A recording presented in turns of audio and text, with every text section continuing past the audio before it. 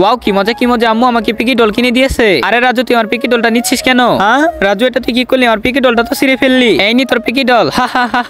মিনার পিকি ডলটা ছিঁড়ে দিয়েছি। ম্যামকে আমি বলে দিব। ম্যাম ম্যাম দেখুন আমার ডলটা রাজু ছিঁড়ে দিয়েছে। কি মিনা তোমার ডলটা রাজু ছিঁড়ে দিয়েছে? আমি আর এনকে ছাড়বো না। এনো তুমি বলটাতে খেলা করো। ম্যাম এই বলতে খেলা করবো।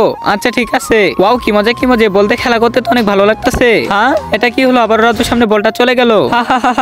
হ্যাঁ রাজু বলটা নষ্ট করো না, এটা আমার বল। তুমি এটা কি করলে? আমার বলটা নষ্ট করে দিলে। দাঁড়াও আমি এখনই ম্যামকে যে বলতেছি। ম্যাম রাজু বলটা নষ্ট করে দিয়েছে। হ্যাঁ রাজু বলটা আবার নষ্ট করে দিয়েছে। দাঁড়াও আইডিয়া, রাজুকে মজা বোঝাচ্ছি।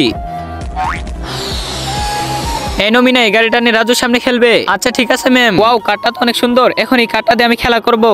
ওই তো সামনে রাজুকে দেখা যাচ্ছে। এখনই আমি এই কারটাকে ছেড়ে দিই। হ্যাঁ আর এই কারটা দেখি নতুন দেখা যাচ্ছে।